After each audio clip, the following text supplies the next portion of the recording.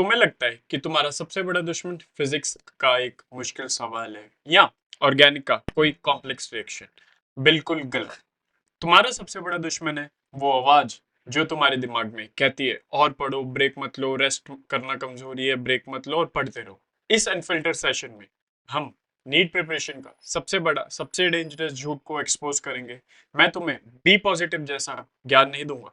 मैं तुम्हें अपनी पर्सनल स्टोरी, अनफिल्टर्ड स्टोरी बताऊंगा कि कैसे मैंने हार्डवर्क के नाम पे सालों तक खुद को मेंटली और फिजिकली टॉर्चर करा। और मैं तुम्हें वो सिंपल सा आसान भाषा में सच बताऊंगा जो टॉपर्स कभी नहीं बताते। प्रॉब्लम यह है कि हम एफर्ट्स को घंटों में नापते हैं। मैं 12 घंटे पढ़ा, मैं 14 घंटे पढ़ा, लेकिन भाई तुम्हारा ब्रेन एक मशीन नहीं है, वो एक मसल की तरह है। अब जिम जाने वाले लड़के को सोचो, वो हर रोज 10 घंटे सिर्फ बाइसेप कर्ल्स मारता रहेगा तो क्या होगा? क्या उसका बाइसेप बनेगा? नहीं, उसकी मसल टूट जाएगी, वो बीमार पड़ जाएगा। मसल कब बनती है ये देखो, जब वर्कआउट के बाद रेस्ट होता है और अच्छा खाना खाया जाता है, जब वो सोता है रिकवरी के टाइम पे। तो भाई, अगर ये सिंपल सी बात बॉडी के लिए सच है तो ब्रेन के लिए सच क्यों नहीं? तो अपने दिमाग को 14 घंटे बिना रेस्ट के रोज रगड़ रहे हो, तुम उसे ग्रो नहीं कर रहे, तुम उसे तोड़ रहे हो। ये कहानी है मेरे 2021 के अटेम्प्ट की। मैं ऑब्सेस्ड था, 14-16 घंटे रोज पढ़ रहा था। मैंने खाना अपनी डेस्क पे भी खाना लग गया था। मैं दोस्तों से बात नहीं करता था। मैं हर वो चीज कर रहा था जो एक आइडियल टॉपर को करनी चाहिए। मुझे लगा, वाह, मैं तो बहुत ज्यादा बलिदान दे रहा हूँ। असलियत में वो एक बेवकूफी थी। मैं अपने दिमाग को, अपनी बॉडी को इतना पुश कर रहा था कि उसने आखिर मूवमेंट पे मुझे धोखा दे दिया। एग्जाम डे पे मुझे फीवर हो गया, अगले साल एग्जाम से 10 दिन पहले मुझे एंजाइटी अटैक आ गया। ये सारी चीजें मैं इग्नोर करता रहा, इसलिए ये सारी चीजें होती रही। और तब मुझे ये आसान सी बात समझ आई, मेरी बॉडी हार नहीं मानती अगर मैं उसे टाइम पर रिफ्यूल कर देता। मेरा दिमाग बर्नआउट नहीं होता अगर मैं उसे टाइम पर आराम दे देता।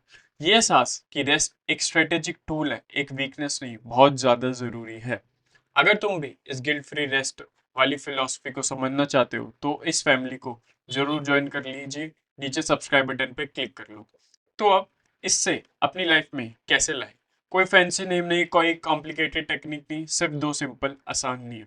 पहला, गेट दी सनलाइट। सुबह उठ के 10 बजे से पहले कोशिश करो कि 20 मिनट की धूप ले लो। इससे आपका विटामिन डी ऊपर रहेगा और विटामिन डी बॉडी में एनर्जी देता है।